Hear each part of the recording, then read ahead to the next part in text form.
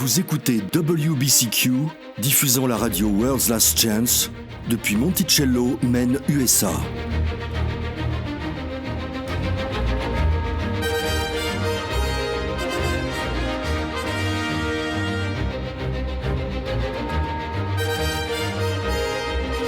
Crimes violents, troubles politiques, instabilité financière, tout indique une crise imminente, une crise sans précédent.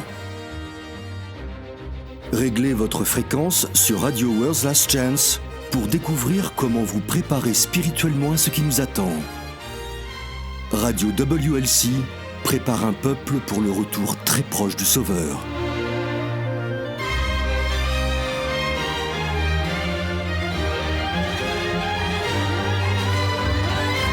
Bonjour et bienvenue sur Radio WLC où nous vous apportons des vérités pour ces derniers jours à partir de la parole de Yah.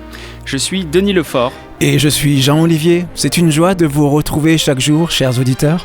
Alors, si c'est la première fois que vous nous écoutez, vous nous entendrez utiliser des noms pour le Père et le Fils qui vous sont peut-être peu familiers. Sur Radio WLC, on préfère utiliser leur nom personnel plutôt que leur titre, Dieu ou Seigneur. Le nom personnel du Père est Yahuwah, ou Yah, en forme courte. Le nom du Fils est Yahushua. El et Eloah sont des titres hébreux qui signifient également Seigneur.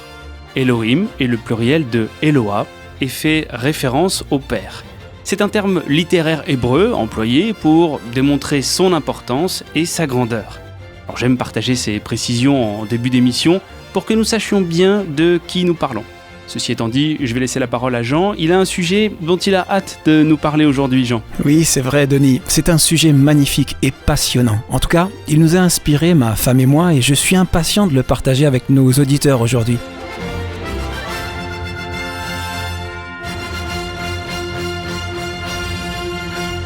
En guise d'introduction, permets-moi de te demander, Denis, as-tu déjà connu quelqu'un qui semblait avoir tout pour soi, quelqu'un dont tu étais presque jaloux d'être si parfait ou parfaite? Et je ne parle pas d'une rockstar ou d'une top modèle de ton adolescence, mais bien de quelqu'un que tu connaissais dans ton environnement.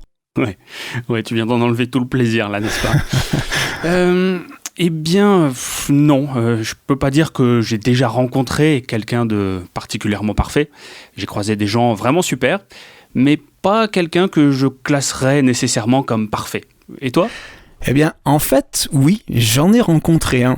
Quand j'avais 16 ans, il y avait ce nouveau garçon qui avait été transféré dans notre école. Il s'appelait Steve.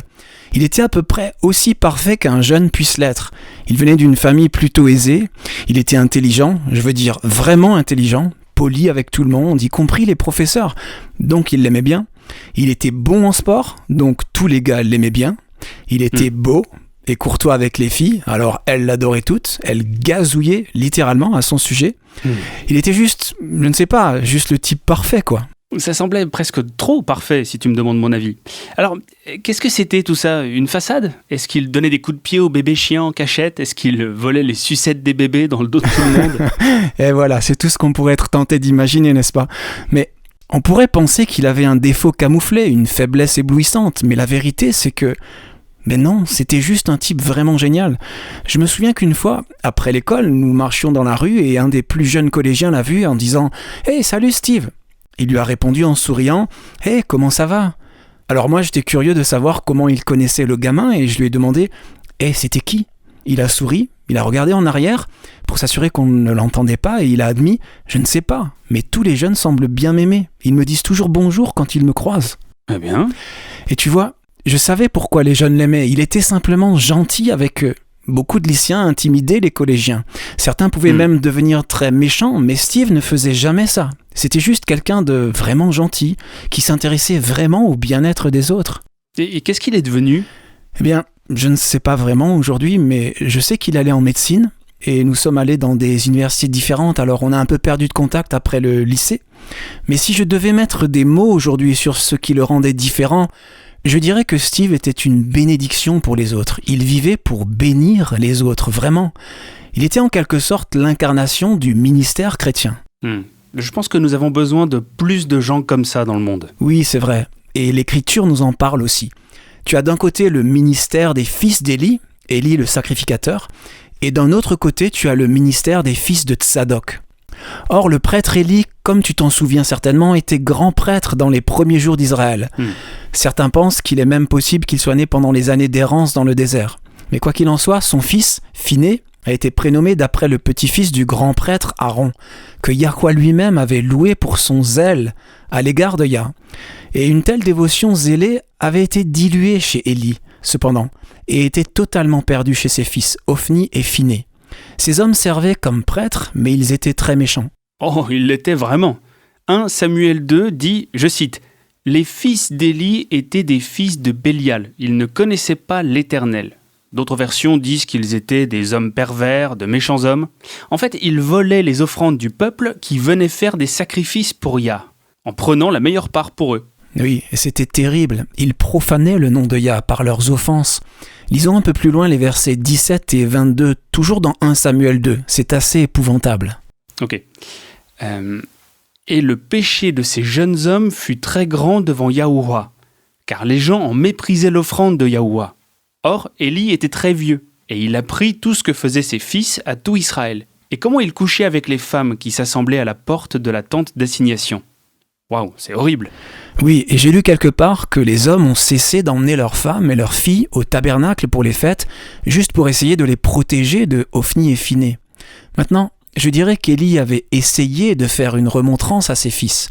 Il leur avait dit, je cite, « Ce que j'entends dire de vous n'est pas bon. Vous faites pécher le peuple de Yahweh. » Fin de citation. Mais le fait est qu'il était un père très indulgent et il le savait. Ils ont continué à faire ce qu'ils voulaient et le père n'a rien fait. Eh bien, que pouvait-il faire ? Eh bien, en tant que grand prêtre, il aurait pu révoquer leurs privilèges sacerdotaux et les retirer de la fonction sacrée. Mais il ne l'a pas fait. Ils ont été autorisés à rester prêtres et leur influence sur le peuple a entraîné toute la nation vers sa chute. Tu te souviens que lorsque le garçon Samuel avait 12 ans, Yahweh lui a parlé et lui a donné une prophétie sur la maison d'Élie ? Oui, je me souviens. Il allait écarter la lignée d'Élie de la fonction de grand prêtre, n'est-ce pas ? Exact. Veux-tu le lire pour nous ? C'est très clair, c'est dans 1 Samuel 3, versets 12 à 14. « En ce jour, j'accomplirai sur Élie tout ce que j'ai prononcé contre sa maison. Je commencerai et j'achèverai. Je lui ai déclaré que je veux punir sa maison à perpétuité, à cause du crime dont il a connaissance, et par lequel ses fils se sont rendus méprisables, sans qu'il les ait réprimés. C'est pourquoi je jure à la maison d'Élie que jamais le crime de la maison d'Élie ne sera expié, ni par des sacrifices, ni par des offrandes. » Le prophète Ézéchiel a reçu une vision qui établissait une distinction nette entre deux types de ministères différents, ce que nous appellerons d'un côté les fils d'Élie, le sacrificateur, et de l'autre les fils de Tsadok. Ézéchiel a vu comment les prêtres, les chefs spirituels du peuple, profanaient le sanctuaire et commettaient toutes sortes d'abominations. Ézéchiel était un contemporain de Daniel au moment de l'exil à Babylone, n'est-ce pas ? Comment le peuple pouvait-il être encore à Jérusalem, en train de profaner le temple ? Eh bien, Nebuchadnezzar, le roi de Babylone, est venu 3 fois contre Jérusalem. La première fois, Daniel et ses 3 amis ont été emmenés à Babylone. Le temple de Salomon n'a été totalement détruit qu'à la 3e fois où Babylone a attaqué Jérusalem. Ah, c'est vrai. Ok. Donc, Yah a montré à Ézéchiel ce que faisaient les chefs spirituels du peuple et Ézéchiel a été complètement choqué. Il a été tout simplement consterné. Comment permettre que cela continue ? Lisons ce que Yah dit à Ézéchiel sur le ministère déchu des fils d'Élie. On trouve cela dans Ézéchiel 44 à partir du verset 10. Très bien. Il est écrit « Les Lévites qui se sont éloignés de moi lorsque Israël s'est égaré et qui se sont détournés de moi pour suivre leurs idoles porteront leur iniquité. Ils serviront dans mon sanctuaire comme garde aux portes de la maison. Ils feront le service de la maison. Ils égorgeront pour le peuple l'holocauste et les autres sacrifices. Et ils se tiendront devant lui pour le servir. » Voilà qui est intriguant. Yah ne les a pas démis de leur fonction. Et non, les fils d'Élie sont laissés en fonction, mais à un prix. Continue à lire, c'est intéressant. Parce qu'ils l'ont servi devant ses idoles et qu'ils ont fait tomber la maison d'Israël dans l'iniquité, à cause de cela, j'ai levé ma main contre eux, dit Adonai Yahuwah. Ils porteront leur iniquité. Ils ne s'approcheront pas de moi pour exercer mon sacerdoce. Ils ne s'approcheront ni de mon sanctuaire, ni de mes lieux très saints, mais ils porteront leur ignominie et la peine des abominations qu'ils ont commises. Je les établirai pour avoir la garde de la maison, pour en faire tout le service et tout ce qui s'y fait. Tu vois, les fils d'Élie ne sont pas mis hors fonction. Les fils d'Élie représentent une religion de chair qui est très éloignée de la pureté de Yahweh. Ce sont les télévangélistes qui vivent dans des maisons à plusieurs millions de dollars aujourd'hui, tout en disant à leurs paroissiens appauvris de donner toujours plus et toujours plus s'ils veulent recevoir la bénédiction de Yah. Ce sont les leaders bien visibles, les ministres de culte avec des diplômes à leur nom, bien en évidence. Ils écrivent de nombreux livres et documents qui influencent la spiritualité du peuple.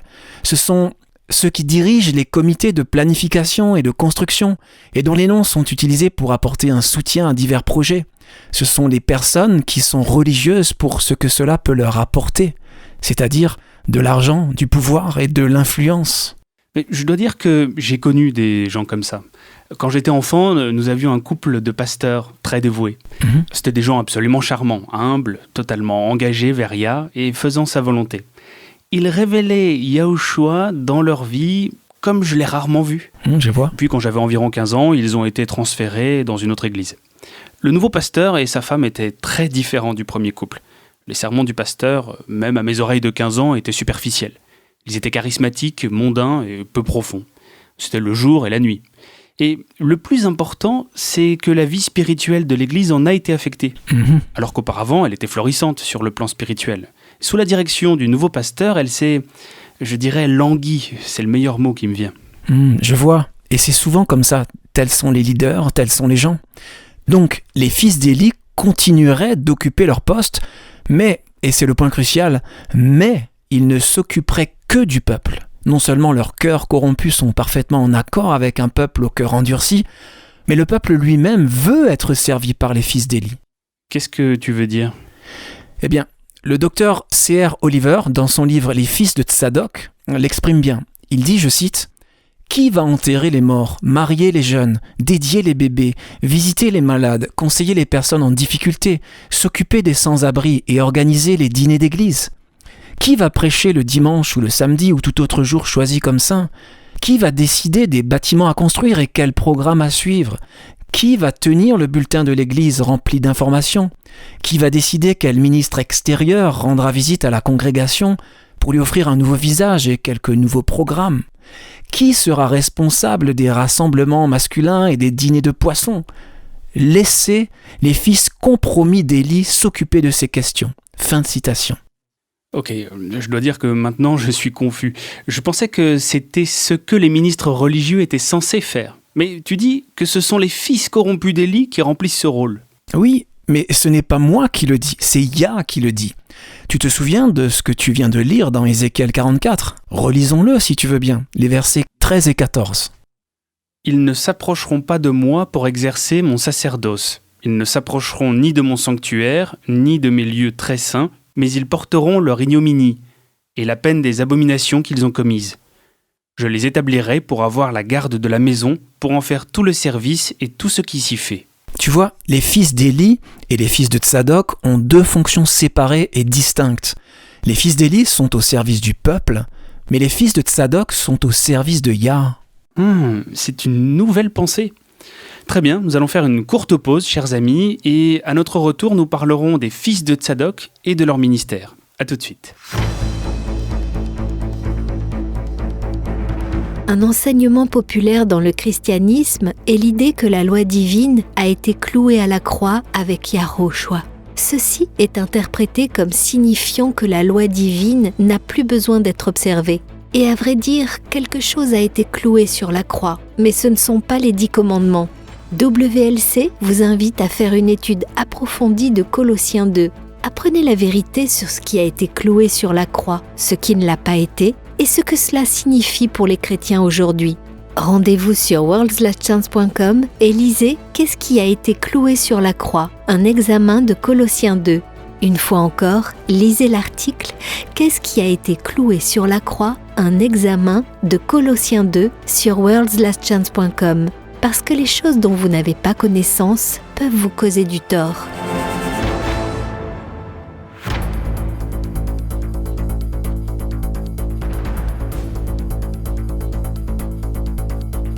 L'une des plus grandes fraudes de l'histoire du monde a été perpétrée il y a presque 1700 ans à l'initiative de 2 hommes.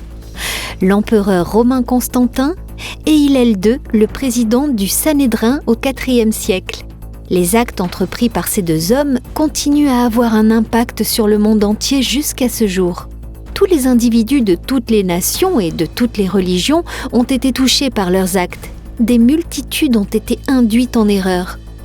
Et vous, avez-vous été trompés ? Visitez notre site web et découvrez la réponse sur worldslastchance.com. Ne soyez pas trompés. Apprenez la vérité sur worldslastchance.com.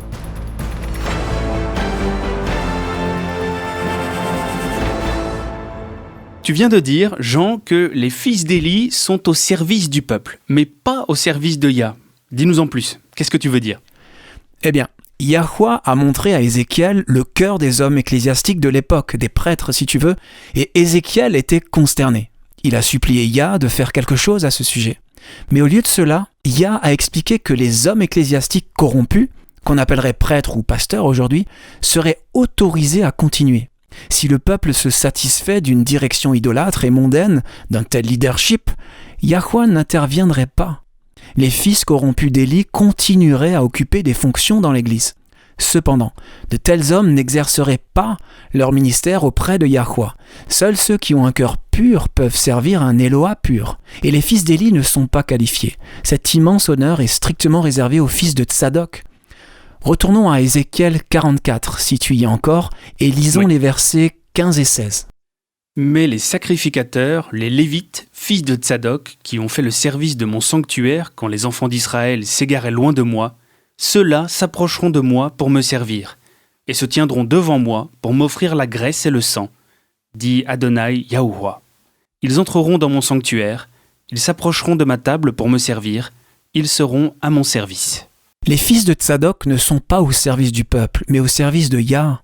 Ils lui restent fidèles face à l'apostasie généralisée. Ils sont à lui, ils lui appartiennent. Maintenant, lisons les versets 23 et 24. Ils enseigneront à mon peuple à distinguer ce qui est saint de ce qui est profane. Ils lui feront connaître la différence entre ce qui est impur et ce qui est pur. Ils seront juges dans les contestations, et ils jugeront d'après mes lois. Ils observeront aussi mes lois et mes ordonnances dans toutes mes fêtes, et ils sanctifieront mes sabbats. Tu vois, les fils de Tsadok sont dans une classe à part. Ils n'ont pas besoin des apparences, des attributs extérieurs de la religiosité. Ils ne tiennent pas pour saintes les traditions créées par l'homme. Ils n'ont pas besoin de porter les couleurs cléricales pour gagner le respect des gens. Les fils de Tsadok respectent les lois et les statuts de Yah. Ils sanctifient ses sabbats, ils enseignent le peuple, leur disent les paroles de Yah. Ce sont des gens saints qui font un travail saint et les personnes autour d'eux peuvent dire que Yah est avec eux et en eux. Leurs vies sont différentes. Ils marchent, parlent, mangent et se divertissent différemment. Leur vie reflète la sainteté de Yah. Ils prennent au sérieux l'injonction de 1 Pierre 1 « Soyez saints, car je suis saint ». Ce que tu dis, Jean, c'est que l'idée maîtresse du système des fils d'Élie est le maintien du statu quo. Oui, c'est ça. Vouloir perpétuer un système existant à tout prix. Le livre du Dr Oliver, Les fils de Tsadok, dont nous avons cité un passage tout à l'heure, explique les différences entre ces deux systèmes. Il dit, je cite, « Le système Élie est un programme subventionné. Il ne peut être maintenu que tant qu'il y a quelqu'un qui veut le soutenir. Le message de Yah est que les fils de Tsadok, sous son autorité, seront mis au premier plan, et le soutien ou la subvention tombera. Yah générera des événements dans le cours de l'histoire qui exigeront leur ascension. Les fils de Tsadok défieront chaque détail désolant du système des fils d'Élie. » Fin de citation. Le système des fils d'Élie sépare l'homme de Yah, tandis que le système des fils de Tsadok attire les âmes repentantes dans une relation intime avec le Père. Exactement, Denis. Et l'abandon total et complet à la volonté de Yahweh apporte avec soi des récompenses sans précédent. Dans Zacharie 3, par exemple, nous avons la vision de Josué et de l'ange. Tu te souviens que Josué, le grand prêtre, était vêtu de vêtements souillés, mais il était repentant, n'est-ce pas ? Oui, c'est vrai, Yah a ordonné que ses vêtements sales soient enlevés et qu'on lui donne un vêtement nouveau, représentant la justice de Yah. C'est ça, et cela décrit le processus par lequel une personne devient un fils ou une fille de Tsadok, complètement engagé envers Yah et à son service. Et les récompenses sont illimitées. C'est dans Zacharie 3, verset 7, si tu veux le lire. Si tu marches dans mes voies et si tu gardes ce que je veux que l'on garde, tu jugeras aussi ma maison. Tu garderas mes parvis. Et je te donnerai libre accès parmi ceux-ci qui se tiennent devant moi. Voici la récompense donnée à ceux qui sont prêts à se vider complètement de leur « moi » et à se remplir totalement de Yah. Ils sont recréés à l'image divine. Ils sont maintenant copartenaires, si tu veux, avec Yahushua. Ils servent Yahweh. Passons à Ézéchiel 36 et lisons les versets 26 à 28, si tu veux bien. Très bien. Il est écrit « Je vous donnerai un cœur nouveau, et je mettrai en vous un esprit nouveau. J'ôterai de votre corps le cœur de pierre, et je vous donnerai un cœur de chair. Je mettrai mon esprit en vous, et je ferai en sorte que vous suiviez mes ordonnances, et que vous observiez et pratiquiez mes lois. Vous habiterez le pays que j'ai donné à vos pères, vous en serez mon peuple, et je serai votre Dieu. » Maintenant, il est prêt à le faire pour chacun d'entre nous, mais seuls les fils et les filles de Tsadok lui abandonnent leur volonté et permettent à cette transformation de se produire en eux. Tu vois, c'est pas quelque chose qu'on accomplit par une rigoureuse abnégation, par un sévère déni de soi. Si tu as un péché secret et que tu as vraiment envie de le commettre, mais que tu exerces toute ta volonté pour ne pas le commettre, même si tu voudrais vraiment le commettre, eh bien, ce péché a toujours une influence dans ta vie parce que tu veux toujours le faire. Je vois. Cependant, lorsque tu vas vers le Père et que tu dis « Je t'en prie, recrée-moi à ton image. Je suis prêt à ce que toi, tu me donnes la volonté d'y renoncer. Je veux que tu me donnes la volonté d'y renoncer. » Alors, il vous transformera tellement que lorsque vous obéirez à sa volonté, vous ferez tout simplement ce que vous avez envie de faire en premier lieu, dans votre désir sanctifié. Une transformation totale, y compris des désirs cachés du cœur, c'est ça ? Absolument. Les fils et les filles de Tsadok ont une relation vivante avec leur Créateur. Ils prospèrent dans une connexion constante, un contact permanent avec Yahweh. Ils en sont au point où il est presque impossible de dire, en les considérant, où lui commence et où eux finissent. Yahweh et les fils et filles de Tsadok ne font qu'un. Ils ont un accès libre à la présence divine. Leur volonté et désirs sont cachés en Yahushua, dans le Tout-Puissant. Lorsqu'ils font sa volonté, encore une fois, ils ne font qu'exécuter les dictats de leurs propres désirs sanctifiés. Ce sont, comme Josué est décrit dans Zacharie 3, des hommes qui servent de signe ou de préfiguration selon les versions, des hommes dont on peut s'étonner. Leur attitude, les expressions mêmes de leur visage, le ton de leur voix reflètent ce que Yah serait, comment lui vivrait, se déplacerait, parlerait s'il était sur la terre.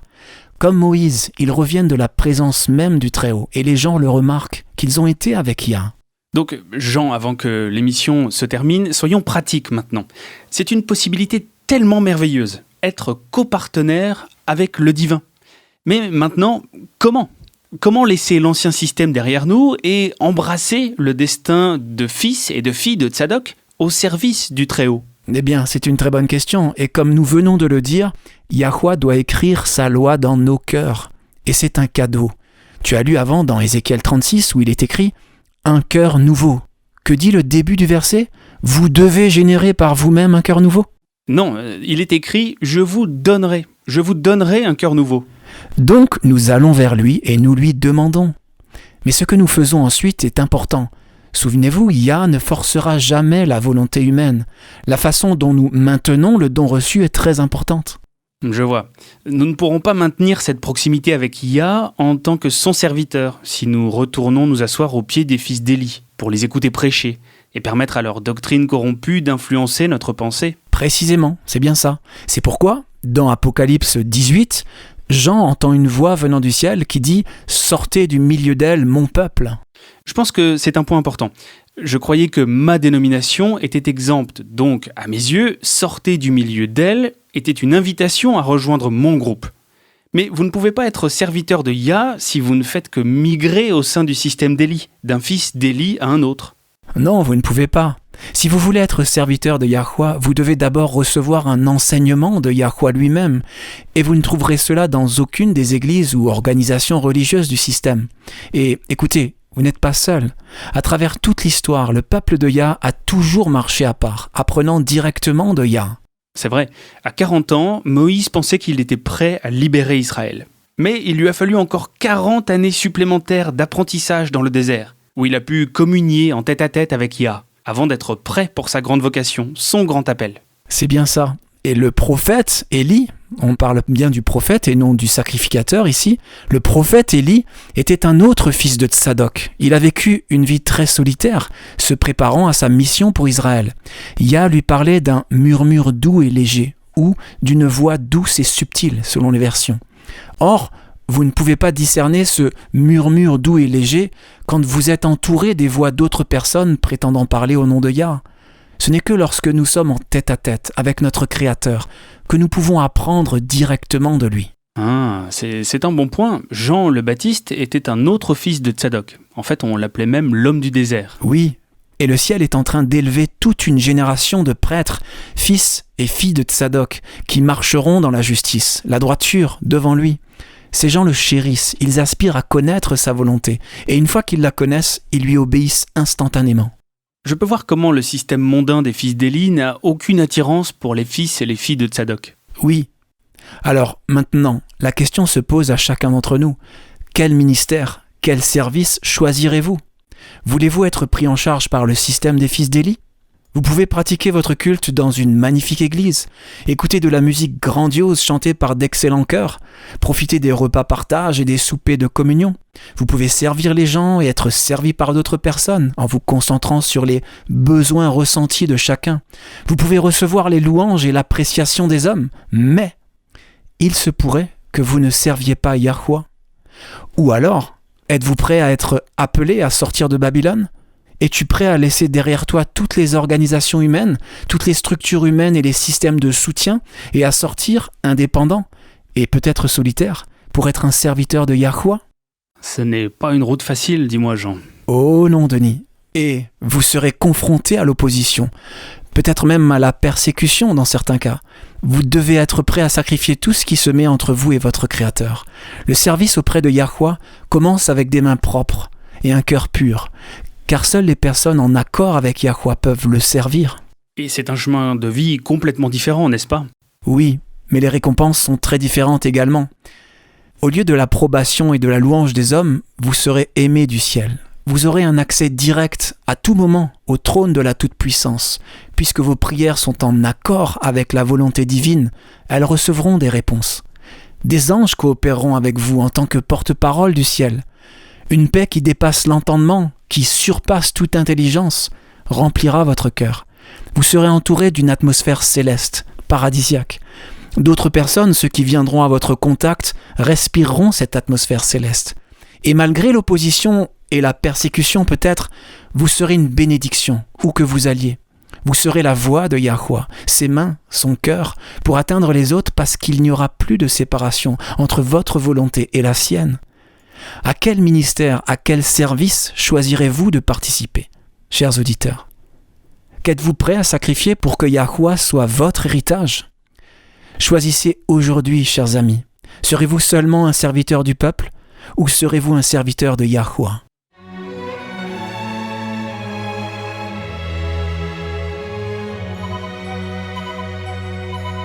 Vous écoutez la radio World's Last Chance sur WBCQ à 9330 kHz sur la bande des 31 mètres. Radio World's Last Chance prépare un peuple pour le retour très proche du Sauveur. Peu de temps avant sa mort, le Sauveur a prédit que tous ceux qui suivront la vérité seront persécutés pour leur foi. Le livre de l'Apocalypse révèle également que dans un avenir proche, des lois créées par l'homme chercheront à usurper la loi divine. Romains 13 est un passage de l'Écriture qui sera utilisé à l'avenir pour contraindre les chrétiens à obéir aux lois humaines en violation de la loi divine. Si quelqu'un essayait de forcer votre conscience en citant Romains 13, en disant que les pouvoirs en place sont ordonnés par Yah, comment répondriez-vous ? Que diriez-vous ? Pour bien comprendre le véritable sens de Romains 13, visitez notre site web worldslastchance.com et lisez Le devoir civil du croyant. Encore une fois, lisez Le devoir civil du croyant sur worldslastchance.com.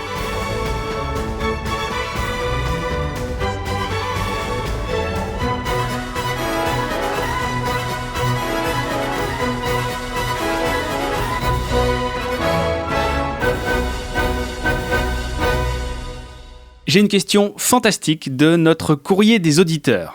Ah oui, laquelle ? Elle vient de Henrik à Reykjavik en Islande. Il dit « Des amis et moi avons regardé vos vidéos sur la prophétie. Vous avez beaucoup de points de vue uniques. Pourriez-vous nous dire comment vous pouvez être certain de vos interprétations de la prophétie ? Merci. » C'est une excellente question, en effet.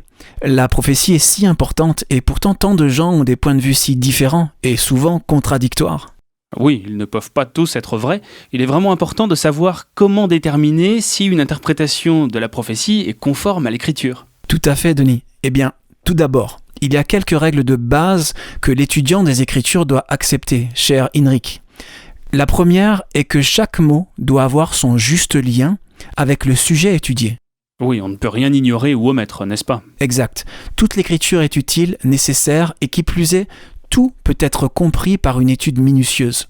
Ensuite, comprenez qu'il n'y a rien de révélé dans les Écritures qui puissent ou doivent rester cachés, loin de l'humble étudiant des Écritures qui demande avec foi. Yah veut que nous comprenions, il ne joue pas avec nous. Exactement. Donc, une fois cela compris, vous êtes prêt à commencer à étudier n'importe quel passage des Écritures que vous souhaitez comprendre. Maintenant, la première règle à laquelle WLC adhère est l'une des plus importantes, et la voici. Pour comprendre quoi que ce soit dans l'Écriture, rassemblez tous les passages sur le sujet que vous souhaitez connaître, puis laissez chaque mot avoir sa propre influence, son propre poids sur le sujet. Si vous pouvez formuler votre théorie sans contradiction, vous ne risquez pas de vous tromper. Mais Jean, et si certains versets contredisent d'autres versets ? Par exemple, certains chrétiens croient en un enfer éternellement brûlant. Oui. D'autres croient au sommeil de l'âme. Et le fait est qu'ils peuvent chacun citer des textes pour prouver leur position. Et oui, et c'est précisément pourquoi vous devez examiner chacun des versets concernés par le sujet, pas seulement ceux qui soutiennent votre théorie favorite. Vous devez tout examiner, et en faisant cela, vous verrez clairement quelle position est soutenue par le poids de la preuve. Je vois, c'est bien. Qu'y a-t-il ensuite ? Eh bien, l'écriture doit être son propre commentateur. Elle s'interprète par elle-même. Et peux-tu nous donner un exemple ? Bien sûr, prenons Daniel 7 par exemple. Au début du chapitre, Daniel décrit ce qu'il a vu. Il dit « Au cours de mes visions nocturnes, je regardais, et voici, 4 bêtes énormes, différentes les unes des autres, surgir de la mer. » Il décrit ensuite à quoi elles ressemblent, puis il parle de ce qu'elles font.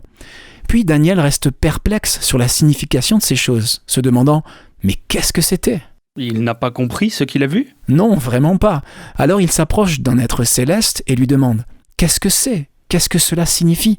Veux-tu le lire ? C'est dans les versets 16 et 17. Allons-y.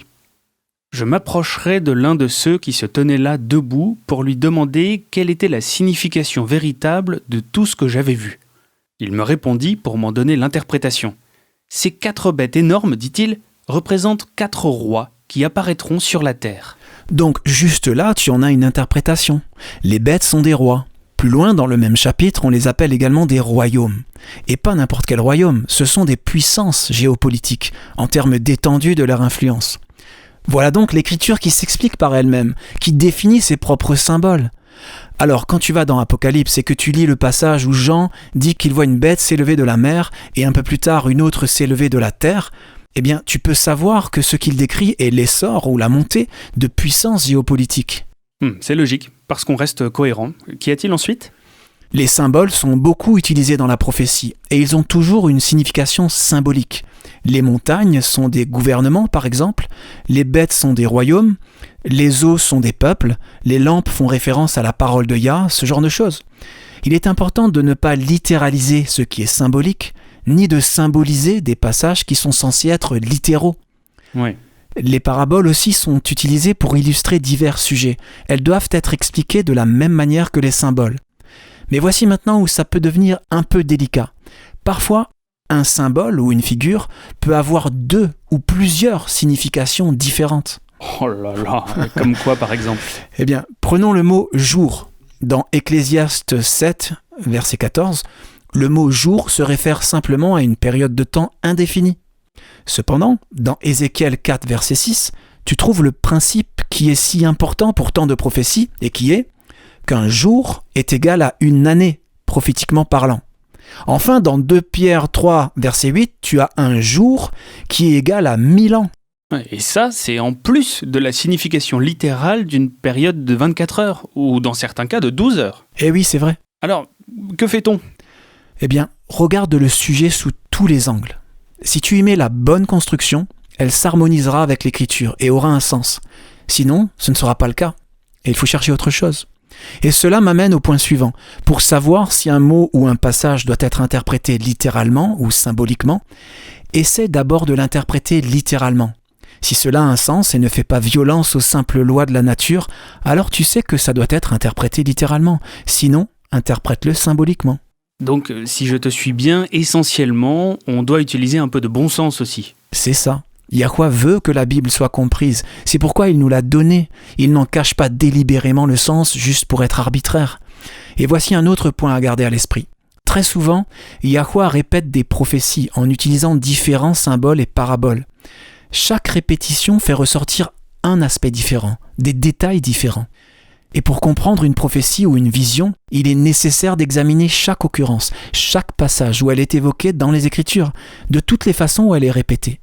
C'est un bon point parce que je sais qu'une autre chose qui est utile pour apprendre la vraie signification d'un symbole ou d'une figure, c'est de le pister à travers les Écritures. Partout où il est expliqué, il suffit d'y insérer notre interprétation. Si cela a un sens, tant mieux. Sinon, continuons à creuser. Je suis heureux que tu mettes cela en évidence. Et il en va de même si nous voulons savoir si nous avons déjà vu l'événement historique précis correspondant à l'accomplissement d'une prophétie. Si chaque mot de la prophétie s'est littéralement réalisé, alors vous pouvez savoir que votre interprétation de cet événement historique particulier, en tant qu'accomplissement de la prophétie, est correcte. Eh bien, que se passe-t-il si ça semble correspondre vraiment, vraiment bien, mais qu'il y a quelques points qui manquent ? Alors, tu dois chercher une interprétation différente, peut-être même encore à venir. Ce que la plupart des gens ne comprennent pas, c'est qu'il existe une réalisation partielle des prophéties. Nous pouvons beaucoup apprendre de ces accomplissements partiels. Mais tu te souviens d'Apocalypse 10, où il est dit à Jean de manger le livre rouleau, le parchemin ? Oh oui, c'était doux dans sa bouche, mais amer dans son ventre. Et que lui a dit l'ange immédiatement après cette expérience ?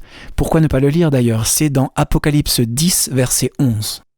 Alors on me dit, tu dois encore prophétiser concernant beaucoup de peuples, de nations, de langues et de rois. Et c'est là un principe. Il peut y avoir des accomplissements partiels, précis et valables de la prophétie. Mais pour savoir si tu as l'accomplissement complet et final d'une prophétie donnée, chaque détail doit être littéralement accompli. Yahweh est très attentif à ce que l'histoire et la prophétie s'accordent. Alors si un seul détail ne s'accomplit pas, tu dois chercher un autre événement ou attendre son accomplissement futur. Ce sont toutes des règles de bon sens, non ? C'est vraiment logique. Je voudrais en insérer une autre, à savoir que nous devons avoir la foi. Nous devons croire que la parole de Yah n'échoue jamais et lui accorder notre confiance totale et entière. Amen. Si nous venons à lui, voulant connaître la vérité, des anges seront envoyés pour être nos professeurs. L'Esprit Saint lui-même guidera notre pensée. Le Père ne permettra jamais que quiconque ayant confiance en lui s'égare. Et c'est pourquoi il n'y a aucun risque d'étudier toute nouvelle idée avec un esprit ouvert.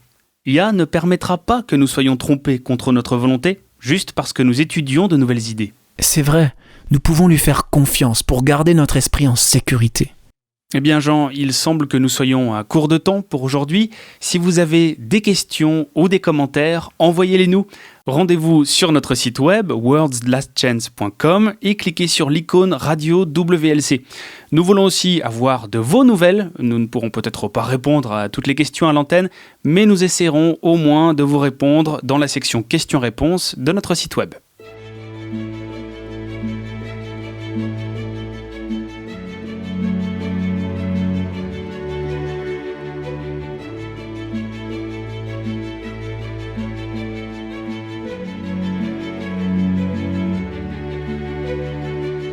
L'une des expériences les plus difficiles à vivre est de perdre un être cher dans la mort.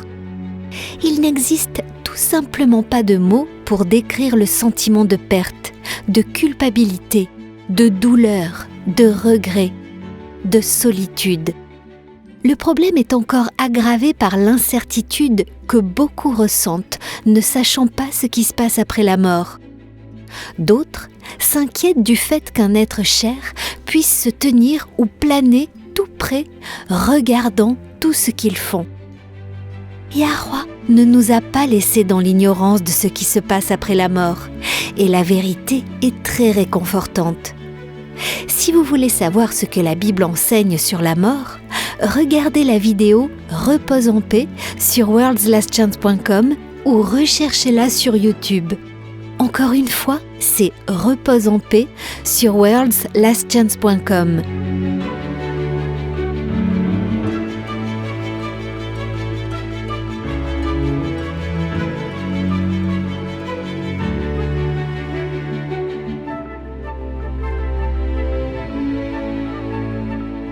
Avez-vous des problèmes que vous n'arrivez pas à résoudre?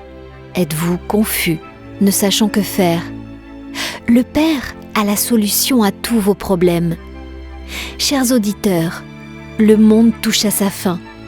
De nouvelles situations vont survenir qui exigeront bien plus de sagesse que vous ou n'importe qui ne possède. Alors, revendiquez les promesses bibliques. Les promesses sont le cadeau de Yah pour vous. Vous pouvez vous appuyer en toute sécurité sur elles, parce qu'elles sont la parole de Yah. La parole de Yah contient le pouvoir de faire ce qu'il dit. Lisez l'article intitulé « Les grandes et précieuses promesses » dès aujourd'hui sur worldslastchance.com. Soyez encouragés, sachant que le Père est au contrôle de toute situation. Recherchez l'article « Les grandes et précieuses promesses » sur worldslastchance.com. Visitez notre site web dès aujourd'hui.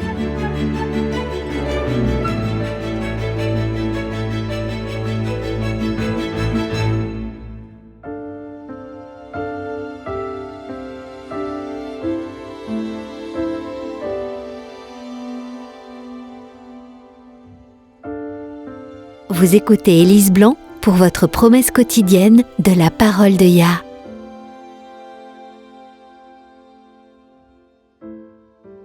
Un pasteur qui voyage beaucoup dans le cadre de son ministère a raconté l'histoire d'un récent voyage en avion qu'il a fait. C'était un très long vol, mais qui promettait d'être typiquement sans incident. Le premier avertissement que le pasteur a reçu concernant de possibles problèmes a été le clignotement inattendu du témoin lumineux. « Attachez vos ceintures ». Un peu plus tard, une voix a dit « Nous nous excusons pour la gêne occasionnée, mais nous n'allons pas servir de boisson pour l'instant, car nous nous attendons à quelques turbulences. Veuillez rester à vos places avec vos ceintures de sécurité bien attachées. » En jetant un coup d'œil autour de lui, il était clair que d'autres passagers commençaient à s'inquiéter également. Le voyage, cependant, se poursuivait sans encombre, si bien que tout le monde a été surpris lorsque, plus tard encore, la même voix a annoncé « Nous sommes désolés de ne pouvoir servir le repas pour l'instant. Nous nous attendons toujours à des turbulences. Alors continuez à rester à vos places avec vos ceintures de sécurité bien attachées. » Rapidement, les turbulences ont augmenté. Les passagers se remuaient de façon inconfortable. Puis, la tempête a vraiment éclaté. Le tonnerre se faisait entendre même par-dessus le rugissement des moteurs d'avion. L'avion de ligne était soudainement soulevé par une grande rafale de vent pour ensuite retomber précipitamment. Les turbulences étaient si fortes que les compartiments à bagages se sont ouverts, rejetant leur contenu dans le couloir. Le pasteur se demandait combien de temps les ailes de l'avion pourraient résister à une telle violence avant de se briser. En regardant les passagers terrifiés, l'attention du pasteur a été soudainement attirée par un spectacle inhabituel. Dans une mer de chaos, d'effroi et de panique, il y avait une petite fille. Pendant que tous les passagers pleuraient discrètement ou priaient désespérément, cette petite fille était assise, les jambes repliées sous elle, lisant calmement son livre. Il en croyait à peine ses yeux. Lorsque le vol a finalement atteint sa destination et que tout le monde s'est empressé de débarquer, le pasteur s'est arrêté pour parler à la petite fille. Après avoir commenté sur la folie de ce voyage, il lui a demandé pourquoi elle n'avait pas eu peur. Sa réponse a été simple. Elle a dit « Parce que mon papa, c'est le pilote et il me ramène à la maison. » Cet enfant n'avait pas peur, car elle faisait confiance à son père pour prendre soin d'elle. Il y a beaucoup de tempêtes diverses dans la vie. Financières, physiques, mentales, même les relations interpersonnelles peuvent être orageuses. Mais tout au long de ces tempêtes, nous avons la promesse que Yah prend soin de nous. Ésaïe 26 nous assure « Tu garderas dans une paix parfaite celui qui s'appuie sur toi, car il se confie en toi. » Quand les tempêtes de la vie frappent votre âme, faites confiance à Yahweh pour prendre soin de vous. Reposez en lui. Il sait tout et il vous aidera à vous en sortir. Nous avons reçu de grandes et précieuses promesses. Réclamez-les dès maintenant.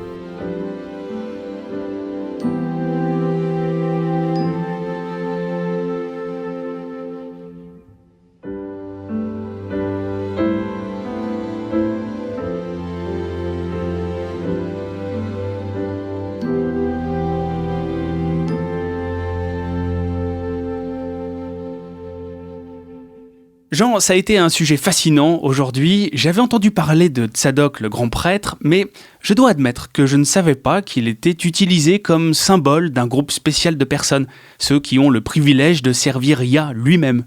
Eh bien, tu vois, Denis, c'est nouveau pour moi aussi. Mais quel magnifique concept! Dans Jean 17, Yahushua a prié « Or, la vie éternelle, c'est qu'ils te connaissent, toi, le seul vrai Eloah, et celui que tu as envoyé, Yahushua loin. » C'est la présence personnelle de Yah qui nous apporte la joie, habiter dans la présence personnelle et réelle du Créateur pour toujours. Et ce privilège est disponible dans un sens très réel pour les fils et les filles de Tsadok, dès maintenant. C'est magnifique. Et je pensais à ce concept, cette idée de servir Yahuwah. Tu as partagé avant la façon dont nous pouvons faire cela, mais une autre façon de servir Yah, à mon sens, est de coopérer avec lui pour sauver les autres. Et quelle meilleure occasion de le faire qu'aujourd'hui, à la toute fin des temps. C'est tellement vrai. Yahweh ne peut être que juste. En fait, Jérémie écrit que Yahweh dit qu'il prend plaisir à exercer la bonté et la justice. Il y prend plaisir. Certaines versions disent « il y trouve ses délices ». Ok, donc, dans cette lutte épique contre le péché et contre Satan, il a fait très attention à ce que tout soit juste. Il ne voulait pas que notre monde soit envahi par des démons, alors il les a bannis, même si, selon les règles d'engagement, comme dans toute guerre, cela signifiait que lui et les saints anges devaient aussi se mettre en retrait. Tu dis que c'était pour notre protection ? Oui, parce que même si Yahweh n'utilisera jamais la force, les puissances maléfiques qui existent l'utiliseront et l'utilisent déjà. En se retirant, Yahweh a limité à la fois les puissances du mal et les puissances du bien à l'utilisation d'instruments humains. Bien sûr, à mesure que nous approchons de la fin, le voile s'amincit entre le visible et l'invisible. Le jour viendra où Satan lui-même apparaîtra directement, se faisant passer pour Yahushua, entouré de ses légions d'anges maléfiques, se faisant tous passer pour de saints anges. Mais pour l'instant, les deux camps emploient principalement des humains comme instruments pour les représenter. En tant que tels, nous, toi, moi et tous ceux qui nous écoutent, chers auditeurs, nous sommes les mains de Yahweh pour faire le bien. Nous sommes sa voix pour réconforter et encourager, pour instruire dans la vérité et la justice, dans la droiture. Et c'est cela le glorieux privilège, la haute vocation des fils et des filles de Tsadok. Je peux voir ça parce que la vérité progresse. Mais comment Yah va-t-il le faire savoir au monde ? Comment va-t-il le dire à votre famille, votre voisin, votre patron ? Eh bien, il va utiliser la voix de ceux qui sont totalement engagés à le servir. En servant les autres de manière désintéressée, vous servez le Père. Eh bien, une chose que j'ai remarquée dans ma propre vie, c'est qu'une fois que vous embrassez une nouvelle vérité, c'est beau, c'est magnifique. Vous voulez la partager avec les autres. Oui, et la vérité apporte avec elle une responsabilité supplémentaire. Oui, mais c'est plus qu'un simple devoir, c'est une joie. Vous voulez partager avec les autres les vérités que vous avez trouvées. Prenons par exemple la question de notre courrier des auditeurs. La prophétie est le cadeau de Yah pour nous. Elle nous permet de savoir à quoi nous attendre et ce qu'il va se passer dans les jours à venir. C'est pourquoi il y a tant d'articles sur la prophétie sur notre site web. Lorsque vous avez étudié un passage de la Bible, lorsque vous avez soigneusement comparé les Écritures avec les Écritures, que l'Esprit de Yah vous a conduit vers plus de vérité, vous ne pouvez pas vous empêcher de partager la vérité que vous avez découverte. Vous voulez transmettre le cadeau qui vous a été fait. Oui, vous voulez servir Yahweh dans la personne de ceux qui vous entourent. C'est vrai. Et c'est ainsi que ce message de fin des temps va se répandre par des milliers de voix partout dans le monde. À World's Last Chance, nous faisons de notre mieux pour transmettre le message au monde. Mais Nous avons besoin de votre aide, chers auditeurs. Yah a besoin de votre aide. Vous avez votre propre sphère d'influence. Vous avez des relations, vous connaissez des gens. Vous pouvez atteindre des gens que nous ne pouvons pas atteindre. Et, laissez-moi vous le dire, ils doivent être avertis. Pensez seulement à l'horreur que ce serait si quelqu'un a été trompé juste parce qu'il n'aurait pas été averti. Eh bien, comme nous l'avons dit à l'instant, Yahweh est juste. Il lit le cœur humain. Il ne permettra pas que quelqu'un qui désire vraiment être sauvé soit trompé. Mais tu as raison, Denis, nous avons la responsabilité d'avertir les gens de ce qu'il va se passer dans les jours à venir. Nous devons en parler, faire entendre nos voix. Il y a des âmes, des personnes dans le monde qui aspirent à être plus proches de Yah, à connaître davantage sa vérité. Eux aussi seraient prêts à servir Yahweh s'ils avaient la chance de connaître la vérité. Et nous avons cette responsabilité de la partager avec eux. Oui, c'est notre responsabilité. Et Jean, je suis désolé, nous n'avons presque plus de temps. C'est vrai qu'il y a encore beaucoup d'événements qui doivent arriver dans le monde. Les trompettes doivent sonner, les démons apparaîtront sous forme d'extraterrestres, le pape exalté sera à la tête du monde entier, le diable apparaîtra sous la forme de Yahushua. Et les 7 derniers fléaux se déverseront. Oui, mais ce que nous oublions, c'est la rapidité avec laquelle tout cela peut se produire. Nous ne parlons pas ici de plusieurs générations, ni de nombreuses années de temps. Les choses vont se clôturer rapidement. Les derniers événements seront des événements rapides. Et nous avons besoin d'une préparation du cœur que nous n'avons pas encore connue jusque-là. Nous devons nous engager envers Yah et faire sa volonté à un tout autre niveau. La marque distinctive des fils et des filles de Tzadok est la sainteté et la justice, la droiture. Et vous ne trouverez pas cela dans les systèmes religieux déchus, régis par le ministère des fils du prêtre Élie. Ce n'est pas le cas. Ils sont plus satisfaits de maintenir le statu quo. Ils ne veulent pas entendre la voix de ceux qui, comme le prophète Élie, avertissent d'une crise imminente. Ils les rejettent et les persécutent. Comme Akab a demandé à Élie le prophète, « Est-ce toi qui jettes le trouble en Israël ?» Ah oui, celui-là même qui était le principal responsable des problèmes d'Israël a fait porter le blâme sur celui qui essayait de sauver Israël. Oui, mais c'est la même chose aujourd'hui. Les ministres de culte, les pasteurs, tirent leur chèque de paye des organisations qui ont des croyances déclarées. Ils ne veulent pas mettre en péril leurs revenus ou leur influence en allant à l'encontre du système. C'est le système déchu des fils du prêtre Élie. Vous n'y trouverez pas toute la vérité, les amis. Il est temps d'en sortir. Et il ne reste plus beaucoup de temps. Il suffit de regarder les événements qui se produisent dans le monde qui vous entoure pour vous rendre compte qu'il reste très peu de temps. C'est maintenant le moment de se préparer. Et écoutez, chers amis, si vous n'en ressentez pas le besoin ni l'envie, si vous désirez encore vous accrocher à tel péché mignon ou à telle indulgence personnelle préférée, vous pouvez toujours demander à Yahuwah de vous aider. Demandez-lui de vous donner la volonté, le désir de vouloir vous abandonner complètement à lui. Il le fera. Plus que tout, il veut vous rapprocher de lui pour demeurer avec vous, pour toujours. Rejoignez-nous demain, chers amis auditeurs, et d'ici là, rappelez-vous que Yahuwah vous aime et que vous pouvez lui faire confiance, car il en est parfaitement digne.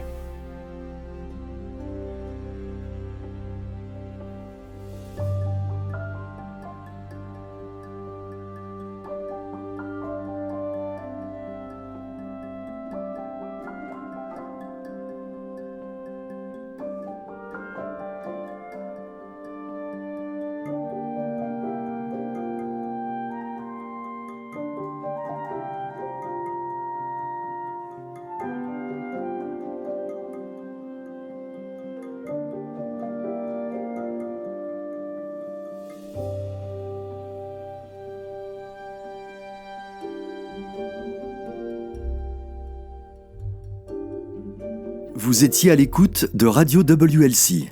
Cette émission, ainsi que les émissions précédentes de Radio WLC, sont disponibles en téléchargement sur notre site internet. Elles sont parfaitement appropriées pour être partagées avec des amis et pour des études bibliques. Elles sont également une ressource merveilleuse pour ceux qui adorent Yahuwah, seuls, en famille ou en groupe à la maison. Si vous souhaitez écouter les émissions de Radio WLC, rendez-vous sur notre site internet à l'adresse worldslastchance.com. Cliquez sur l'icône Radio WLC en haut à droite de la page d'accueil. Cela vous permettra de télécharger les épisodes dans votre langue préférée. Vous trouverez également des articles et des vidéos disponibles en plusieurs langues.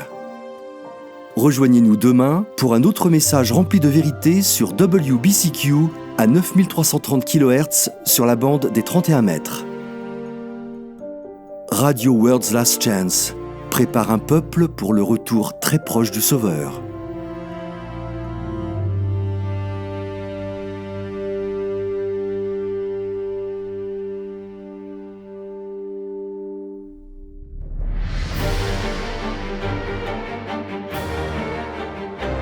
Apocalypse contient des informations vitales pour tous ceux qui vivent aujourd'hui. Les chapitres 8 et 9 sont particulièrement importants. Ils prédisent des événements cruciaux qui auront lieu dans un avenir proche. Ils sont décrits comme 7 trompettes. Quand ces 7 trompettes commenceront à sonner, nous saurons que nous sommes à quelques mois du retour de Yahushua. Pour en savoir plus, visitez notre site web worldslastchance.com. Nous avons beaucoup d'articles et de vidéos couvrant plusieurs aspects de ce sujet des plus importants. C'est sur worldslastchance.com. Visitez notre site dès aujourd'hui. Il ne reste plus beaucoup de temps.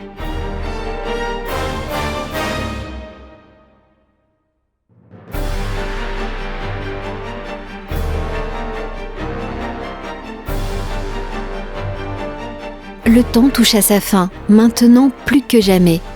Il est impératif que tous ceux qui cherchent et désirent le retour du Sauveur prennent grand soin de garder chacune des avenues de l'âme par lesquelles le diable cherche à nous séduire et nous piéger. Le péché est addictif. Qu'il s'agisse du temps gaspillé dans des activités nuisibles ou de l'alcool, qu'il s'agisse de pornographie ou de nicotine, le péché lui-même est addictif. Mais le Sauveur est prêt à délivrer quiconque se tourne vers lui. Visitez notre site worldslastchance.com et lisez l'addiction au péché, protéger les avenues de l'âme. Lisez l'addiction au péché sur worldslastchance.com. Yahushua est prêt à répondre à la prière de la foi.